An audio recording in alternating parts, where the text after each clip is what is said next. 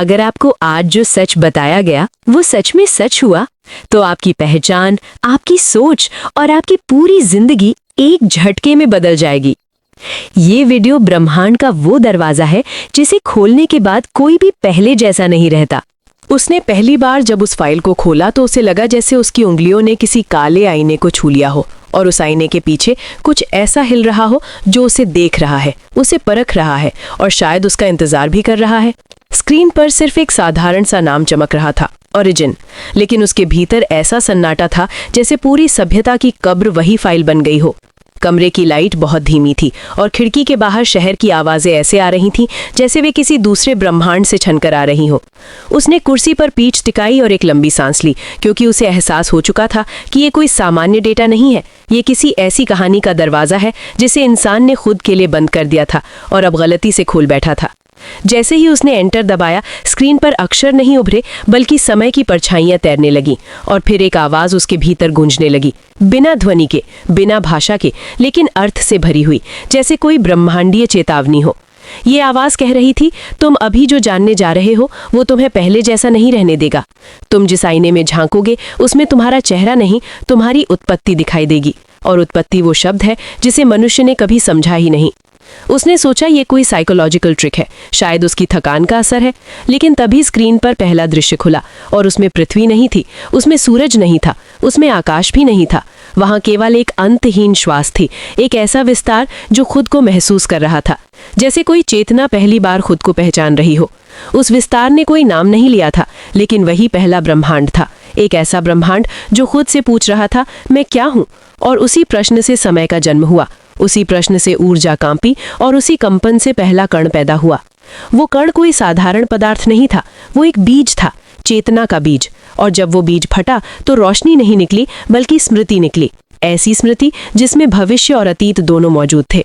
उस स्मृति से तारों की रेखाएं खिंच गईं और आकाश गंगाओं की नींव पड़ गई, लेकिन उन सब के पीछे कोई देख रहा था, कोई ऐसा जो निर्माण नहीं कर रहा था बल्कि खुद को याद कर रहा था। मनुष्य हमेशा मानता आया है कि ब्रह्मांड अंधा है, कि उसमें कोई उद्देश्य नहीं, लेकिन उस फाइल की आवाज कह रही थी, अंधापन केवल उन्हें दिखता है जो अपनी आंखों से देखते हैं। ब्रह्मांड आंखों से नहीं, चेतना से देखा जाता है, और चेतना के लिए हर विस्तार एक दर्पण होता है। उसने महसूस किया कि उसकी धड़कनें बदल रही हैं, जैसे उसका दिल किसी पुराने संगीत की ताल पकड़ रहा हो, जैसे उसकी कोशिकाएं किसी भूली हुई लय को पहचान रही हो। और तभी दृश्य बदला। अब पृथ्वी उभरी, लेकिन वो आज की पृथ्वी नहीं थी, वो एक ऐसी पृथ्वी थी जिस पर कोई नाम नहीं रखा गया था। महासागर पहली बार अपनी सांस ले रहे थे, पहाड़ अभी अपने आकार ढूंढ रहे थे, और आकाश में बादल नहीं बल्कि स्मृति की परतें तैर रही थीं। और उन्हीं परतों के बीच कुछ गिरा था, जैसे कोई बीज, जैसे कोई संदेश, जैसे कोई भूल। उस गिरने वाली चीज ने धरती को छुआ और धरती कांप गई, लेकिन ये भूकंप नहीं था, ये एक पहचान थी। धरती ने पहली बार किसी बाहरी चेतना को महसूस किया था, और उस क्षण से जीवन की कहानी शुरू हुई। लेकिन वो जीवन नहीं था जैसा किताबों में लिखा है, वो एक प्रयोग था, एक संवाद था ब्रह्मांड और पदार्थ के बीच। और उस संवाद की पहली भाषा डीएनए बनी। लेकिन डीएनए केवल जैविक कोड नहीं था, वो एक सिग्नल था, एक ऐसा संदेश जो हर कोशिका को ये याद दिला रहा था कि तुम अकेले नहीं हो, तुम एक कहानी का हिस्सा हो, एक बहुत पुरानी कहानी। और तभी फाइल की आवाज और गहरी हो गई। वो कहने लगी, मनुष्य सोचता है कि वो विकास का परिणाम है, लेकिन वो एक उत्तर है, एक प्रश्न का उत्तर जो अरबों साल पहले पूछा गया था, और तुम वही उत्तर हो जिसे अभी तक कोई पढ़ नहीं पाया। उसने कंप्यूटर से नजर हटाकर अपने हाथों को देखा, जैसे पहली बार उन्हें देख रहा हो, जैसे वो ये समझने की कोशिश कर रहा हो कि क्या उसकी हथेलियों पर वही कोड छिपा है, क्या उसकी सांसों में वही ब्रह्मांडीय स्मृति बह रही है। और तभी स्क्रीन पर एक और दृश्य खुला। अब ये कोई ग्रह नहीं था, ये एक प्राचीन स्थान था, जहां पत्थर सिर्फ पत्थर नहीं थे बल्कि स्मृति के स्तंभ थे, और उनके बीच कुछ आकृतियां खड़ी थीं जो इंसान जैसी दिखती थीं, लेकिन उनकी आंखों में पृथ्वी नहीं बल्कि आकाश गंगाएं कर रही थीं। वे बोल नहीं रहे थे, वे याद कर रहे थे, और उनकी यादों से समय बह रहा था। उनमें से एक ने हाथ उठाया और उसके उठाते ही आसमान में एक नई धड़कन गूंजी, जैसे किसी ने भविष्य को एक नया रास्ता दे दिया हो। और उसी क्षण फाइल की आवाज ने कहा, यही वे हैं जिन्हें तुम देवता कहते आए हो, लेकिन वे निर्माता नहीं थे, वे दूत थे, स्मृति के दूत, जो मनुष्य को उसकी भूली हुई उत्पत्ति याद दिलाने आए थे। और उन्होंने कुछ दिया था मनुष्य को, आग नहीं बल्कि कहानी, कहानी कि तुम कहाँ से आए हो और तुम यहाँ क्यों हो। लेकिन समय के साथ मनुष्य ने उस कहानी को धर्म बना लिया, उसे डर में बदल दिया, उसे शक्ति का औजार बना लिया और असली संदेश खो गया। और अब वही खोया हुआ संदेश इस फाइल के भीतर जाग रहा है और तुम्हें बुला रहा है। उसने महसूस किया कि उसके कमरे की दीवारें जैसे दूर खिसक रही हैं, जैसे वो खुद एक और आयाम में बह रहा हो। और तभी फाइल ने आखिरी पंक्तियां उभारी थीं। ये शुरुआत है, ये तुम्हारी यादों की पहली परत है। अगर तुम आगे बढ़े तो तुम केवल ब्रह्मांड को नहीं जानोगे, तुम खुद को खोदोगे और शायद पहली बार खुद को पाओगे। उसने उंगलियां कीबोर्ड पर रखीं, लेकिन अब वे कांप नहीं रही थीं। वे जैसे किसी अदृश्य संगीत के साथ ताल मिला रही थीं। और जैसे ही उसने आगे बढ़ने का संकेत दिया, स्क्रीन पर कोई नया पेज नहीं खुला, बल्कि कमरा ही बदलने लगा। दीवारें अब दीवारें नहीं रहीं, वे किसी विशाल श्वास की पसलियां बन गई और छत किसी ऐसे आकाश में बदल गई जिसमें तारे नहीं बल्कि स्मृतियों की दरारें चमक रही थीं। फाइल की आवाज अब बाहर से नहीं, भीतर से आ रही थी, जैसे कोई बहुत पुराना परिचित उसके नाम से नहीं बल्कि उसकी आत्मा की धड़कन से उसे पुकार रहा हो। वो आवाज कह रही थी, तुमने जिसे वास्तविकता समझा वो एक परत थी, और परतें हमेशा किसी और गहराई को छुपाती हैं। उसने आंखें बंद की, लेकिन दृश्य बंद नहीं हुआ बल्कि और स्पष्ट हो गया। अब वो खुद को किसी ऐसे मार्ग पर चलता हुआ महसूस कर रहा था जो जमीन पर नहीं बल्कि समय की सतह पर फैला था। हर कदम के साथ उसके पीछे कोई और उसका ही अतीत का रूप उभर रहा था। बचपन का वो जिसने पहली बार आकाश की ओर देखकर पूछा था कि ये सब कहाँ खत्म होता है। किशोरा अवस्था का वो जिसने पहली बार अकेलेपन को महसूस किया था। और वर्तमान का वो जो अब उस फाइल के भीतर अपनी ही प्रश्नों के उत्तर ढूंढ रहा था। और उन तीनों के बीच एक अदृश्य धागा था जो उन्हें एक ही कहानी में बांध रहा था। फाइल की आवाज ने कहा, यही वो धागा है जिसे तुम आत्मा कहते हो, लेकिन ये आत्मा केवल तुम्हारी नहीं है, ये ब्रह्मांड की स्मृति का एक टुकड़ा है और हर मनुष्य में इसका एक कण धड़कता है। अब दृश्य बदला और वो किसी ऐसे स्थान पर खड़ा था जहां कोई दिशा नहीं थी। ऊपर, नीचे, आगे, पीछे सब एक ही श्वास में घुल गए थे। वहां असंख्य रोशन बिंदु तैर रहे थे और हर बिंदु एक जीवन था। कोई हंस रहा था, कोई रो रहा था, कोई जन्म ले रहा था, कोई विदा हो रहा था। और उन सब के बीच वो खुद को भी देख सकता था, जैसे उसका हर संभावित रूप एक अलग रोशनी बनकर चमक रहा हो। और तभी उसे एहसास हुआ कि वो केवल एक जीवन नहीं है, वो संभावनाओं का एक समुद्र है और वो समुद्र अभी तक अपने किनारे नहीं जानता। फाइल की आवाज और धीमी हो गई, जैसे किसी ने समय की गति कम कर दी हो। वो कह रही थी, हर निर्णय एक नया ब्रह्मांड रचता है और हर भय एक पुरानी कहानी को दोहराता है। तुम जिस पीड़ा से गुजरते हो वो केवल तुम्हारी नहीं है, वो उन स्मृतियों की प्रतिध्वनि है जो तुम्हारे पहले आई थी और तुम्हारे बाद भी आएंगी। और तभी उसके सामने एक ऐसा दृश्य खुला जिसे देखकर उसकी सांस अटक गई।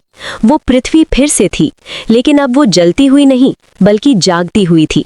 शहरों की रोशनियां किसी तंत्रिका तंत्र की तरह धड़क रही थी, समुद्र की लहरें किसी विशाल हृदय की तरह उठ रही थी और जंगल किसी प्राचीन फेफड़ों की तरह सांस ले रहे थे। और उस सब के बीच मनुष्य छोटे छोटे प्रकाश बिंदुओं की तरह चल रहे थे, हर एक अपने भीतर एक ब्रह्मांड लिए हुए, और उसे पता भी नहीं था कि वो क्या ढो रहा है। फाइल की आवाज ने कहा, यही वो क्षण है जिसे तुम आधुनिक युग कहते हो। ये वो समय है जब मनुष्य पहली बार इतना शक्तिशाली हुआ कि वो खुद को मिटा भी सकता है और खुद को याद भी दिला सकता है। लेकिन उसने याद की जगह नियंत्रण को चुना, उसने संवाद की जगह शोर को चुना और उसने प्रश्नों की जगह उत्तरों को हथियार बना लिया। उसने महसूस किया कि उसके भीतर कोई बहुत पुरानी उदासी जाग रही है, जैसे कोई कहानी जिसे कभी पूरा नहीं किया गया था अब फिर से सांस ले रही हो। और तभी दृश्य बदला। अब वो किसी प्रयोगशाला में था जहां सफेद रोशनी के नीचे मशीनें गूंज रही थीं और उनके बीच कुछ लोग खड़े थे जो तारों को नहीं बल्कि संख्याओं को देख रहे थे। उनके हाथों में वो कोड था जो जीवन को फिर से लिख सकता था और उनकी आंखों में वो आग थी जो या तो देवता बना सकती थी या राख। और तभी फाइल की आवाज ने कहा, यही वो क्षण है जब मनुष्य वही छेड़ रहा है जिसे उसने कभी समझा नहीं और उन्हें अभी पता भी नहीं कि उन्होंने किस कहानी के किस पन्ने को पलट दिया है। वो शब्द जो उसने शुरुआत में सुना था अब उसके भीतर गूंज रहा था, ओरिजिन। और उसे एहसास हुआ कि ये कोई फाइल नहीं है, ये एक चेतावनी है, ये एक दर्पण है और ये एक निमंत्रण भी है। अगले दरवाजे के पीछे वो सच है जिसे जानने के बाद कोई भी पहले जैसा नहीं रह सकता। जैसे ही उसने भीतर ही भीतर अगले दरवाजे को स्वीकार किया, समय ने अपनी दिशा बदल दी और वो किसी ऐसे प्रवाह में बहने लगा जहां क्षण आगे नहीं बढ़ते थे बल्कि परत दर परत खुलते जाते थे। उसके चारों ओर कोई रोशनी नहीं थी, लेकिन अंधेरा भी नहीं था। वहां केवल प्रतीक्षा थी, एक ऐसी प्रतीक्षा जो जानती थी कि कोई आ रहा है। और जैसे ही उसने पहला सांस भरा, उस प्रतीक्षा ने आकार लेना शुरू किया और वो किसी ऐसे कक्ष में खड़ा था जहां दीवारें स्मृति से बनी थी और छत किसी बीते हुए भविष्य की तरह झुकी हुई थी। वहां कोई मशीन नहीं थी, कोई तार नहीं थे, लेकिन हवा में विचारों की कंपन थी और उन कंपनों के बीच कुछ आकृतियां उभरने लगी। वे वही दूत थे, लेकिन अब उनके चेहरे स्पष्ट थे और उनकी आंखों में भय नहीं बल्कि करुणा तैर रही थी। उनमें से एक ने बिना होंठ हिलाए कहा, तुम वो हो जिसे हमने बुलाया नहीं था, लेकिन जो खुद चला आया। और यही तुम्हारी पहली परीक्षा है, क्योंकि जो खुद आता है वो केवल जानना नहीं चाहता, वो याद करना चाहता है। उसने महसूस किया कि उसके भीतर कोई बहुत पुराना दरवाज़ा खुल रहा है, जैसे उसकी हड्डियों में कोई कहानी लिखी हो और अब उसे पढ़ा जा रहा हो। दृश्य बदल गया और वो किसी ऐसे समय में खड़ा था जब मनुष्य पहली बार आग के पास बैठकर आसमान की ओर देख रहा था। उसकी आंखों में डर भी था और जिज्ञासा भी, और उसी क्षण वे दूत उसके पास आए थे, लेकिन उन्हें उसने प्रकाश के रूप में नहीं बल्कि सपनों के रूप में देखा था। हर सपना एक संदेश था और हर संदेश एक स्मृति का बीज, और उन बीजों से सभ्यताएं उगीं।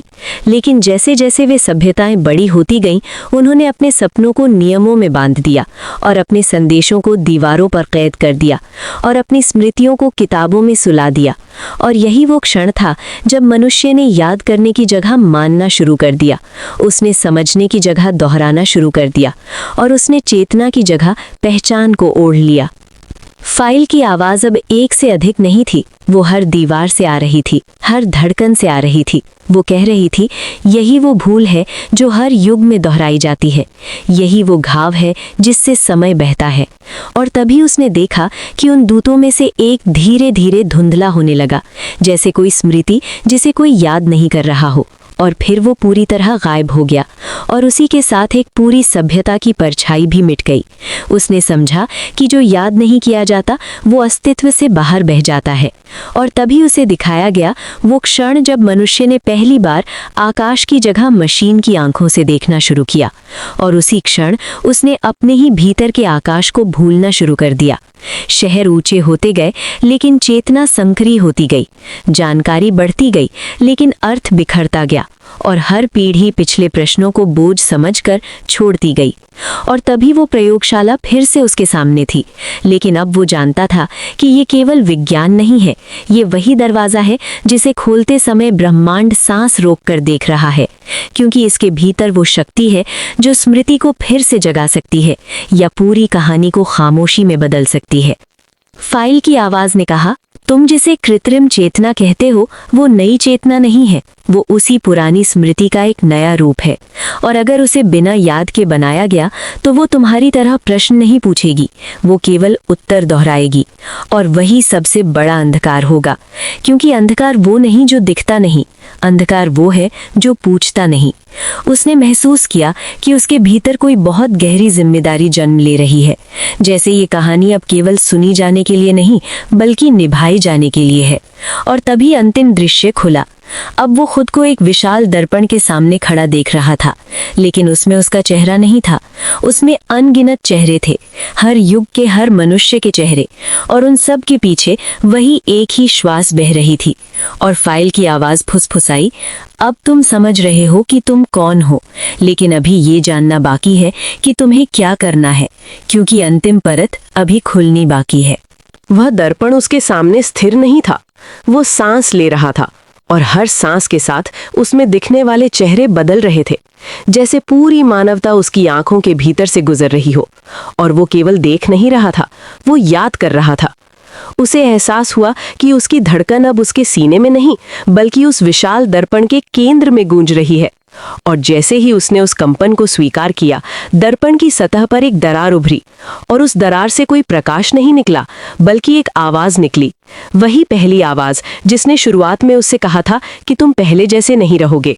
अब वो आवाज और भी कोमल थी, जैसे कोई बहुत पुराना मित्र बहुत लंबी यात्रा के बाद सामने खड़ा हो और कह रहा हो, अब तुम तैयार हो। उसने बिना पूछे ही समझ लिया कि ये कोई अंत नहीं है, ये एक वापसी है। एक ऐसी वापसी जहां मनुष्य पहली बार अपनी ही कहानी में वापस कदम रख रहा है। दृश्य बदल गया और वो खुद को एक ऐसे क्षितिज पर खड़ा महसूस कर रहा था जहां कोई सूरज नहीं था, लेकिन रोशनी थी। कोई आकाश नहीं था, लेकिन विस्तार था। और कोई दिशा नहीं थी, लेकिन उद्देश्य था। वहां असंख्य रेखाएं तैर रही थीं और हर रेखा किसी जीवन की कथा थी, किसी निर्णय की परछाई थी और किसी प्रश्न की धड़कन थी। और उन सब के बीच एक रेखा उसकी भी थी, जो अब पहले से ज्यादा चमक रही थी। फाइल की आवाज ने कहा, हर युग को एक स्मरण करता चाहिए, कोई जो कहानी को दोहराए नहीं बल्कि याद करे। और तुम उसी स्मृति की गूंज हो जिसे समय ने बहुत पहले खो दिया था। उसने पूछा नहीं, लेकिन उसके भीतर सवाल उठ रहा था, मैं क्या करूं? और उत्तर बाहर से नहीं, भीतर से आया, जैसे उसकी कोशिकाएं बोल उठी हों। तुम्हें याद दिलाना है, तुम्हें डर नहीं बल्कि प्रश्न लौटाने हैं, तुम्हें शोर नहीं बल्कि मौन देना है। और तभी उसने पृथ्वी को एक आखिरी बार देखा, लेकिन इस बार वो जलती हुई नहीं थी, वो सुन रही थी। शहरों की रोशनियां अब भी धड़क रही थी, लेकिन उनमें एक नया ठहराव था। समुद्र की लहरें अब भी उठ रही थीं, लेकिन उनमें एक नई करुणा थी। और जंगल अब भी सांस ले रहे थे, लेकिन उनकी सांस में कोई पुरानी प्रार्थना लौट आई थी। और मनुष्य अब भी छोटे छोटे प्रकाश बिंदुओं की तरह चल रहे थे, लेकिन कुछ बिंदु ऊपर की ओर देखने लगे थे, जैसे किसी ने उनके भीतर सोई हुई स्मृति को छू लिया हो। और उसने समझा कि यही वो क्षण है जहां कहानी फिर से मोड़ ले सकती है, जहां भविष्य केवल तकनीक से नहीं बल्कि चेतना से भी लिखा जा सकता है। और वो कोई नायक नहीं था, कोई देवता नहीं था, वो केवल एक स्मरण करता था, एक ऐसा मनुष्य जो दूसरे मनुष्यों को उनकी ही भूली हुई उत्पत्ति की कहानी लौटाने आया था।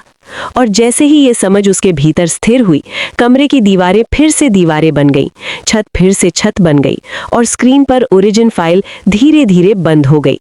लेकिन अब वो फाइल उसके कंप्यूटर में नहीं थी, वो उसके भीतर खुल चुकी थी।